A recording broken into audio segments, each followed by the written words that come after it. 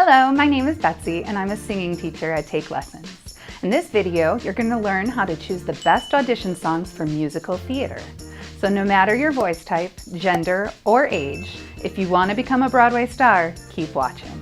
And don't forget to click the link in the description box to try our free online singing classes. So there are definitely a few things that you should think about before you audition for any kind of musical.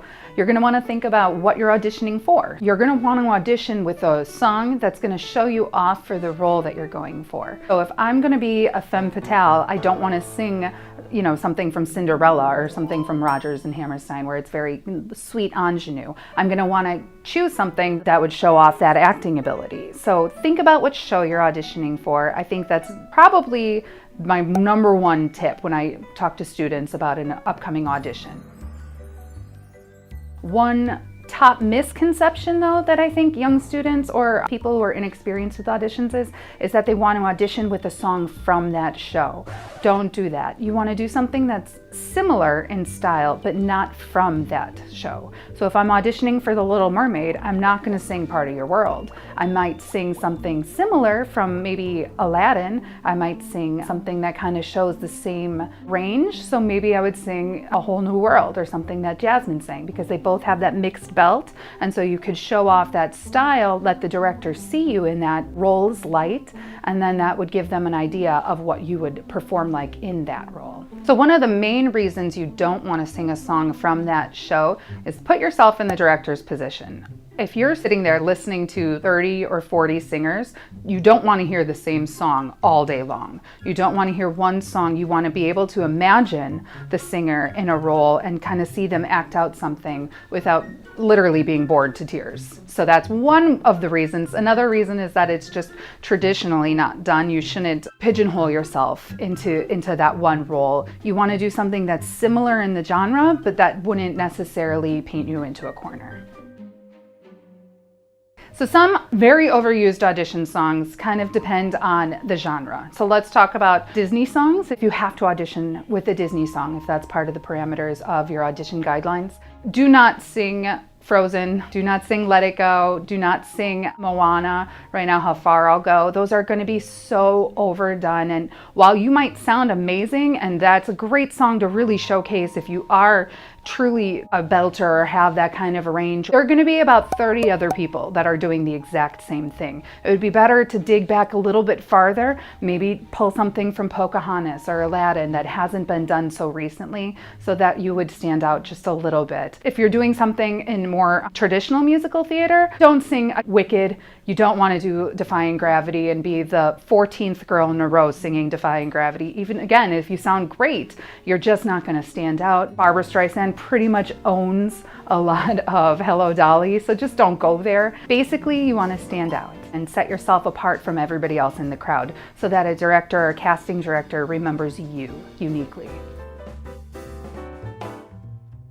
So when you're auditioning for a soprano role, I think the most important advice I can give is to consider the role. If I'm going to be singing something that's a little bit more operatic, let's say we're doing Phantom of the Opera, maybe I would audition with something like Glitter and Be Gay from Candide, something that shows off that coloratura or lets people know that yes, I have a musical theater singing voice, but I also have a classical voice. Whereas if somebody is doing Cinderella, maybe I would do something else from Rodgers and Hammerstein or something from West Side Story, maybe. Kind of same genre, same era. Let the director see you in that light, but then also let them know that you can sing, you have that mixed belt range, you also have the higher notes. Something like that would be important to show off during your audition.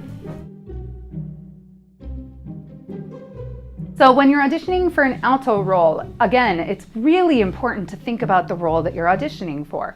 If I'm going to be a femme fatale, maybe I would sing Whatever Lola Wants from Damn Yankees. Whereas if it's an older or a more of a belting role, A Mother Doesn't Matter Anymore from Bye Bye Birdie, something that's going to really be a showstopper, show off that big belting range that you have, use your chest voice, really just let it all out. If you're a younger alto, a Disney song would be great. Pocahontas has a lower tessitura so that you could sing Colors of the Wind or Just Around the River Bend, something like that, a little bit easier. A couple more for altos. I like to recommend Somewhere from West Side Story because it's not done as much as the other songs. So again, you'll stand out a little bit and you will kind of be able to show off your range. If you're a soprano who can belt, it's good to audition for belting roles. But if you're a mezzo or an alto with the range, it's great to show off your higher notes because that might put you in a different place in a director's head. While some songs from a popular show like Beauty and the Beast might be overdone, I know a lot of sopranos like to sing home, or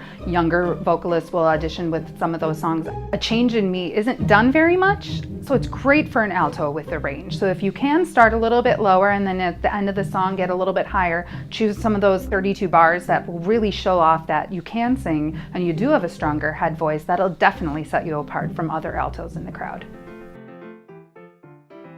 Tenors. In musical theater, it's just, you're lucky. You can sing just about anything. There's a million great tenor roles. There are a million great songs that tenors can choose. The only problem that you're going to have is choosing something that another tenor right next to you is not going to choose. So if you want to think out of the box a little bit, maybe do a show that's done less. So A Secret Garden is a great show, has a great score.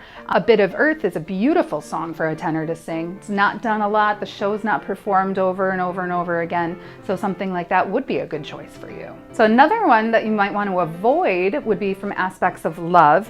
Love Changes Everything is overdone by tenors, but in the same musical, Andrew Lloyd Webber wrote Seeing is Believing, and that's almost never done. So that would be a great choice for a tenor to choose and kind of avoid that classic cliche, and maybe the director will go, oh, that sets you apart. I can think of you now when I'm looking back at the last 50 singers. So if you're a bass or baritone, again, think about your role. Most baritones or bass roles are either going to be the villain or they're going to be a buffoon. So somebody that the main character is going to kind of play off of. Think of like a dorky best friend. Don't sing Luck Be a Lady. Every bass out there, every baritone is going to shuffle his way across stage and sing that one. Don't be that guy. A better choice, if you're going to be the villain, from Hunchback of Notre Dame, Hellfire is great. Can show off those acting chops and really put you right into that villain mentality. Another one might be They Live in You from The Lion King, also not done as much, and it would be really, really good to show off that range as well.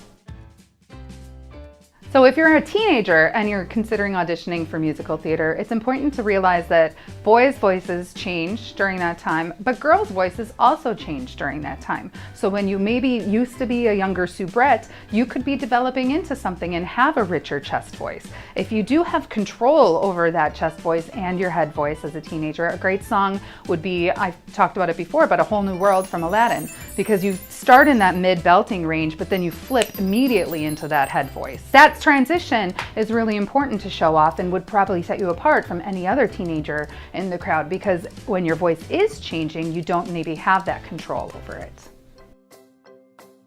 So if you're a kid under 13 and you're trying to think of a great audition song, there's a ton of Broadway shows that are really catered towards or even written for kids. Notice Me Horton is a great song for a younger auditioner. It's literally going to fit perfectly well and show off a little bit of those acting abilities. Parents, I would try to have your kid work with a coach, have them pick something out that works for their voice type. So if they're a sassier little child, maybe have them sing something unexpected like Poor Unfortunate Souls that Ursula would sing. The casting director is definitely going to remember something like that. A little 6-year-old singing that is very different than, you know, Part of Your World, which he may hear like 40 or 50 times that day. So musical theater auditions usually require a singer to sing either a 16-bar or 32-bar excerpt.